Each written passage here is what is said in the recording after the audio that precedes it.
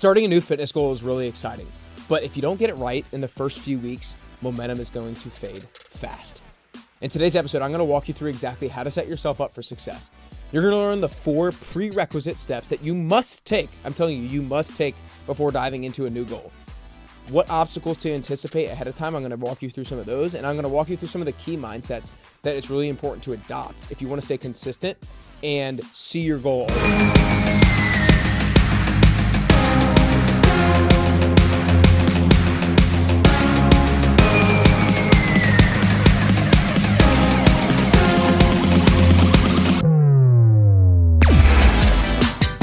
All right, you guys, I am really excited about this one. I knew when I did this one, this is something that I get really jacked up about. I don't think other people get as jacked up about this type of episode because it's kind of about planning and it's about preparation, and that fires me up, and it doesn't fire up that many people. But for those of you listening, you're going to get a ton of value out of today's episode, especially if you actually implement this stuff. The reason why I'm doing this episode on this week is because this is week 1 of a new 10-week transformation. And I have seen over and over and over and over again. I've coached over 900 people in the 10-week transformation. I've been doing this program since January of 2020. I have seen so many people do this thing, and I almost know before the darn thing starts who's going to be successful and who's not. And that's simply because of whether or not they did these prerequisite steps that I'm going to lay out for you today. So if you're in the 10-week transformation and you're listening to this here in week 1, make sure you've done these steps and you've done them thoroughly. If you're not in the 10-week transformation, that's fine as well. Before you go into your next fitness goal, you really want to make sure you listen to this episode, or you want to make sure you take notes and then apply the notes that you wrote down. So I'm really pumped about the value you're going to get. There's 4 prerequisite steps. I'm going to talk you through the challenges and the anticipation that you can have going into a new goal. And I'm also going to give you some mindset tips because I'm the type of person who's seen over 900 people go through the 10-week transformation and attack a fitness goal. I've had ample fitness goals over the last number of years. I might have had like 6, 7, 8 specific fitness goals over the last number of years. And so I have some experience. I'm not trying to toot my own horn. I just have some experience and I want to be able to share it with you guys. But before I get into the prerequisite steps, I really want to invite you to join us for the next Fat Loss Forever workshop on Wednesday, August 13th at 12 p.m. Central Time. This workshop is going to provide you with clarity and confidence around what to eat, how much of it, and when. That's appropriate for your body size, your goals, and your activity levels. You guys, you are going to leave this feeling more empowered, more confident, not confused, because right now there's so much information out there and you don't know who to listen to. You don't know what to trust. And I'm going to shoot it to you straight. I'm going to make it simple, and you're going to leave feeling great about yourself. You can go to nickcarrier.com/fatloss to sign up for free today. Again, Wednesday, August 13th at 12 p.m. Central Time. Would love for you guys to join. Go to nickcarrier.com/fatloss today to sign up. nickcarrier.com/fatloss. For now, let's dive into those 4 prerequisite steps that you want to make sure you take before starting a goal. Number 1 is you want to start with a strong enough why. Your why, everything that we do in life has a motive. Every reason why we do something, everything we do has a reason. Let's say it like that. I drink coffee. Why? So I can get energy. I go to sleep. Why? So I can feel energetic the next day. You buy a house. Why? Because you want to have a place that you can go back to and feel comfortable and enjoy. You get married. Why? Because you want to spend the rest of your life with somebody that you truly love. You get blinds on your windows. Why? Because you want to block out the sun. Every single thing that you do has a why behind it, and you wouldn't do it unless it actually had a true why or true reason. And same thing with working out. One of the top reasons people aren't consistent is because they don't have a strong enough why. If you don't have a strong enough why, then you'll find all the reasons why not to do it. And one of the things that I like to say is that your why isn't just what gets you started, but it's what keeps you going when what you started gets tough. So I want to break it down really quickly. I know this is not a sexy topic. Coming up with your why is not sexy because you don't really feel like you're making progress. But your why should include 3 things. Number 1, it should identify what you're looking to avoid. So from a health and fitness perspective, if you're exercising, maybe it's because I don't want to have to buy a new pair of clothes because I put on weight. Maybe my why is because I want to live as long as I can so I can get to meet my grandchildren and spend a lot of time with my grandchildren. And you want to avoid dying early, let's say. When you have a clear picture of what you want to avoid, it provides you with urgency to take action. So your why should say what you want to avoid. The second thing is your why should say what you're working towards. Because when you identify what you're working towards, it provides you with direction. It provides you with an aim. It provides you with some guidance. And so you want some sort of direction of why you're doing this. I'm doing this so I can feel better. I'm doing this so I can be more confident. I'm doing this so I can fit into the clothes that I want to fit in. I'm doing this so that I can spend time with my grandchildren. Sometimes what you'll want to avoid and what you're working towards can be somewhat similar. So it's important to write down and get a clear picture of both of those things. And then third and finally, your why should include who you're doing this for.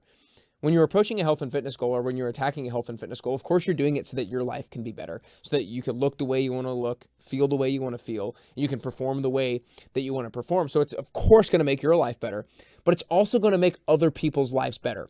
And one thing I know about the human nature is we are a whole lot more likely to let ourselves down than we are to let somebody else down. And if we know that somebody else is counting on us to get healthier, we're a whole lot more likely to get our butt to that workout than if nobody else is going to be impacted by us.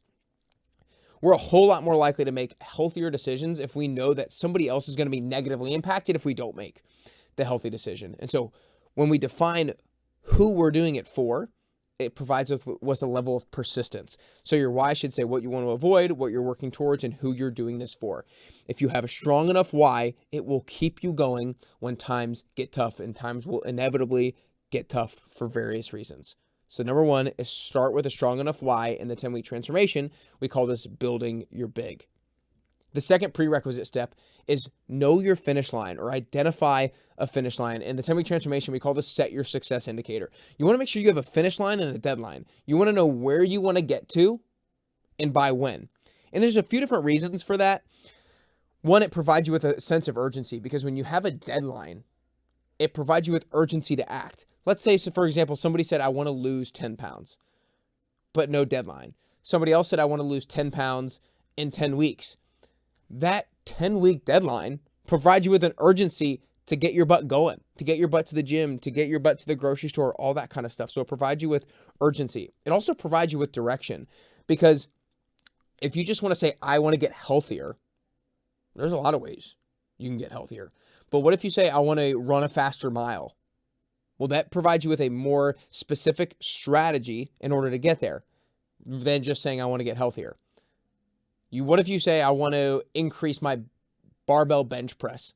Well, there's a different strategy for that than if you just said, I want to get healthier. So the specificity of your finish line helps you form a more intentional strategy. So that's really important to know as well. And the last thing I'll say about this one is that when you have a finish line, you want to make sure that it's a size of a goal that's both meaningful and believable, meaning that it's big enough to really get you fired up and be like, wow, man, if I achieved that, that would really fire me up. Because if it's not meaningful, then the why is not going to be big enough. Back to the first one. And then the second thing, you want to make sure it's believable, because if it's way, way, way too big, and then you start taking action and you like, man, that's going to be really hard, I'm already falling behind, then you're going to stop taking action. But if it's the right balance of meaningful and believable, it's big enough where it gets you going, but it's not too big and you're like, man, this goal is big, but I really think I can get there if I dedicate my time and effort. That's how it should feel, the size of your goal. Man, this is big, but I can get there if I really apply myself and put enough time and effort into it. So step number 2, prerequisite step, is know your finish line and deadline. And in the 10-week transformation, we call it set your success indicator. The third one is identify weekly habits, because setting a goal is really important for those reasons why I mentioned before. It provides you with urgency and it provides you with an intentional strategy. But after that, you don't want to harp on the goal and focus on the end goal all that much, because that will just lead you being impatient. What keeps you patient, what keeps you consistent, is identifying the weekly habits that will end up getting you to your goal. In the 10-week transformation, we call this identify your progress indicators. So I would recommend choosing 2 to 3 weekly habits that will get you to your goal. So general example, if your goal is I want to lose 10 pounds in 10 weeks, maybe your weekly habits are I'm going to go to the gym 4 times a week for an hour. And maybe the goal is I'm going to make sure I eat lunch and dinner at home 5 times a week for both. I'm going to eat 5 lunches at home. I'm going to eat 5 dinners at home. I know that if I do those 2 things consistently, I feel pretty confident that I'm going to lose the 10 pounds in 10 weeks. That's how it works. You set the finish line, you set the deadline, and then you think, okay, what are the repeatable behaviors? What are the weekly habits that I can do that if I do them, I predict I'm going to get to my end goal? That's what we're looking for. So these habits should be predictive and workable. And predictive meaning you actually believe they will predict success, that you'll get to your goal. Workable meaning similar to believable. Workable means that whatever you identify as a weekly habit, that thing should be a habit and an amount of that habit that you feel you will do based off of what you've done in the past. So for example, if you have, let's use the same goal. I want to lose 10 pounds in 10 weeks. I'm going to work out 4 times a week for an hour. I'm going to eat these meals at home. If you haven't worked out at all over the last 4 years, I would say let's not try to work out 4 times a week. Let's maybe make it 2. And so that would make it workable. If you said, I'm going to eat those 10 meals at home, and currently you're already eating 10 meals at home, well, that's probably not very predictive. You probably want to up the ante a little bit. Maybe you're eating 12 meals at home. And so you want to make sure that these weekly habits are specific, they're predictive, they're workable, and you probably want to identify 2 or 3 of them, because if you try to track too many things, then you're not going to track any of them. Because if everything becomes a priority, nothing becomes a priority. So step 3 of the prerequisite is identify weekly habits, and in the 10WT, we call this identify your progress indicators. The 4th prerequisite step is to set up a scoreboard or set up some means of being able to track the progress that you have along your goal. There's 4 reasons why you want to do this. Number 1 is because progress equals motivation. You see, motivation doesn't come from achieving a goal, believe it or not. Motivation comes from seeing yourself or feeling yourself making progress towards a goal. And you can only see that you're making progress towards a goal if you have a scoreboard, right? When you're watching your team play a football game or a basketball game or a baseball game, it motivates you when you see they score another run, or when they score another touchdown, or when they make progress on the scoreboard, right? And the same thing happens when you have a health and fitness goal. When you make progress on your scoreboard, it is motivating and it keeps you going. And we all know motivation falls off at certain times en route to our goal. And so we want to make sure we have as much on our motivation bandwagon as possible, and a scoreboard is going to help you do that. Number 2 is it provides you with feedback. If you're doing your weekly habits, but you're not seeing results and you're doing them consistently, well, then maybe there needs to be some sort of tweak to your strategy, if you will. If you're doing it and you are getting great results, then it's providing you with a feedback that, hey, this is working. Keep doing this. So the second reason is feedback. Third reason is accountability. We all know that accountability is probably the number 1 reason why people fall short on not only their health and fitness goals, but all goals in their life, is they need somebody to hold them accountable. And if you don't have somebody else to hold you accountable, then you can hold yourself more accountable if you have a scoreboard that is talking to you and holding you accountable. And then 4th and finally is urgency. Important things always fall victim to the urgent things. Stephen Covey talks about that in the 7 Habits of Highly Effective People. Important things always fall to the wayside to urgent things. Urgent things are things calling to us and distracting us and asking for our attention. And so usually our health and fitness goals are important things that take a backseat to things like work and family things. But what if we make the important thing, your health and fitness goals, urgent by having a scoreboard? And that scoreboard is somewhere that's visible to you, and you see it multiple times a day, and it's calling to you and reminding you, like, hey, you got to do this. Hey, you got to go to the grocery store. Hey, you got to go to the gym. Hey, you got to go to bed on time. All these things. A scoreboard provides a level of urgency to your goal. So the 4 reasons, again, before I go into things to anticipate and obstacles to think about in advance, the 4 prerequisite steps are to set a goal with a strong enough why. Or in the 10-week transformation terms, build your big. Second one is know your finish line or set your success indicator. The third is identify your weekly habits or identify progress indicators. And the 4th and final one is to set up a scoreboard. Now, I think this next step is so important. I'm not sure, it's hard to say which thing is most important, but this one is so important, to anticipate the challenges and the obstacles that you're going to have en route to this goal. So one of the things that I always teach people in the 10-week transformation to think about before even starting their goal is like, okay, we know we're going to go after this thing for 10 weeks. Look at your calendar over the next 10 weeks. What do you have? Do you have any family trips? Do you have any weddings to go to? Do you have any work trips? Do you have any bachelorette trips you're going on? What's going on in your calendar over the next 10 weeks? When you think about what's going on, I'd be able to identify the challenges that you might have. If you have a wedding and a family vacation that you're going on, okay, those are going to be challenges en route to achieving whatever your health and fitness goal is, right? Because those things don't lend themselves to the healthiest of behaviors, if you will. If you know you have a lot of social activities during that period of time, that might affect the size of the goal that you put on yourself. When you anticipate by looking at your calendar, then you can identify obstacles, you can change the size of your goal, you can change your weekly habits based off of that stuff, and you can give yourself a more realistic expectation of what your goals should be by anticipating these types of challenges. And the last thing I'll say about this step is when you look at your calendar en route to your goal and you see what you're going to have going on, you need to have an honest conversation with yourself to assess what level of priority is this health and fitness goal during this season of my life. And a recent question that I had my 10-week transformation participants think about is, on a scale of 1 to 5, how important is this health and fitness goal to you for this next 10-week transformation? And I didn't care what the answer was. I wanted them to know in advance what level of priority was for them. If they said a 5, then that tells them internally, okay, when other things get in the way, this 5, this health and fitness goal is going to take priority. So I'm going to say no to those other things.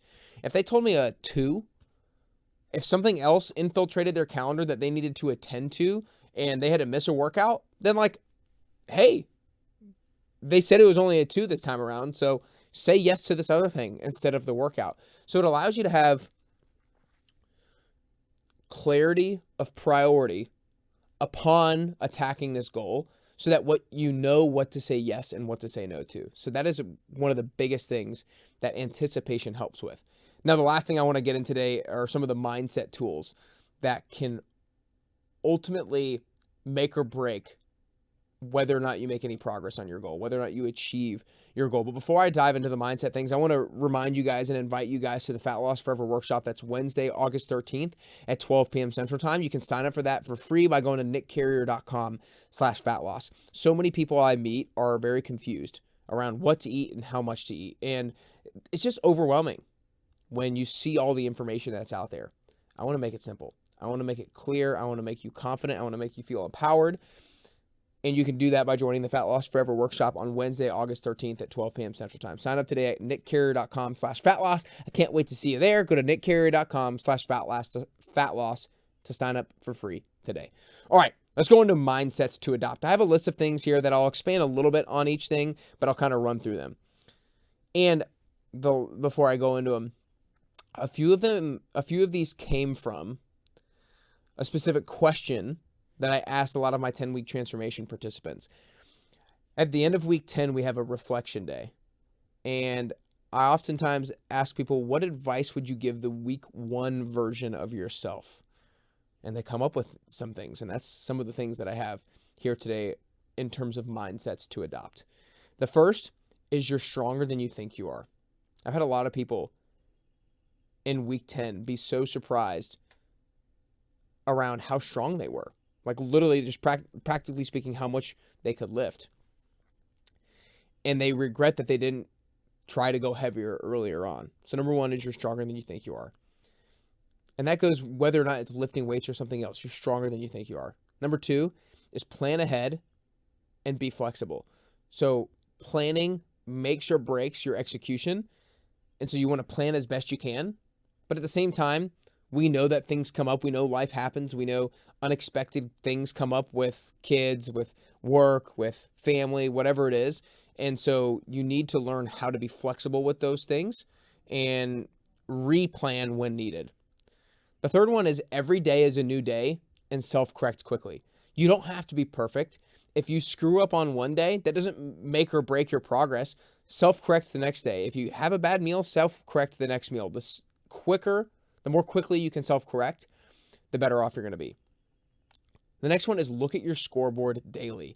This is a constant recommendation that people who've done the 10WT a number of times give to brand new participants of the 10WT is check your scoreboard daily. The tendency is to think, I'm just going to wait to the end of the week and update it all then. And you can do that, but then it's going to lose the level of accountability it could provide you. It's going to lose the sense of urgency it could provide you, and it's going to lose the size of the effect and the benefit that you can get from it. So looking at your scoreboard daily, or looking at your whatever you're using to track your progress daily. The next one is don't compare yourself to others.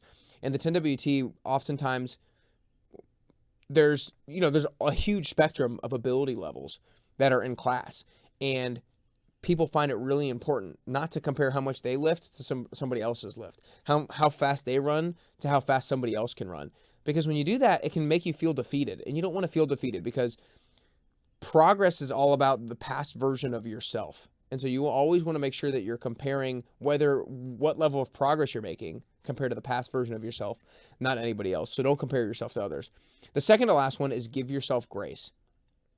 You're not going to be perfect in attacking whatever goal it is that you're attacking. You have to give yourself grace. You have to be curious rather than critical. And then the last one is consistency over perfection. Again, you're not going to be perfect during this thing, but as long as you can be consistent by self-correcting quickly and adopting some of these other mindsets, you're going to make progress, and you're going to feel great about yourself. I hope you guys enjoyed today's episode. Like I said, the reason why I wanted to do this is because it's week 1 of the 10-week transformation. But I can tell you without a shadow of a doubt, without any quiver in my voice, that I can so often tell before the 10WT starts who's going to be successful and who's not, or how successful somebody's going to be, or how not successful somebody's going to be. And it's simply because, did they take the prerequisite steps? Did they anticipate the challenges that they might have? If you could do that, you're going to be so much more successful than you would probably even imagine. So make sure you take notes. Make sure you apply these things whenever you're chasing your next fitness goal. Remember, set a strong why, define your finish line, identify weekly progress indicators, and set up a scoreboard, and anticipate what's coming and adopt these mindsets that will lead you to consistency and success. If you enjoyed this episode, I hope you follow on the Apple Podcast app and on Spotify. If you're listening and watching on YouTube, hit the like and subscribe button down below. Also, I'd recommend, if you're watching on YouTube, that you watch this video next. That's called the 5 Habits That Guarantee Fat Loss. It's going to allow you to give, because if that is your goal, then you can implement these 5 weekly habits that I just lay out for you and prescribe for you right there and then. So you can watch this video next. Other than that, I hope you enjoyed today's episode. I hope it helps you get closer to the healthiest version of yourself. And ultimately, I hope it helps you get closer and closer to your best you.